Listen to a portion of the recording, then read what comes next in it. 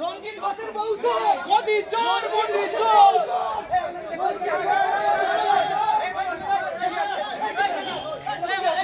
আপনারা দেখবেন না তো?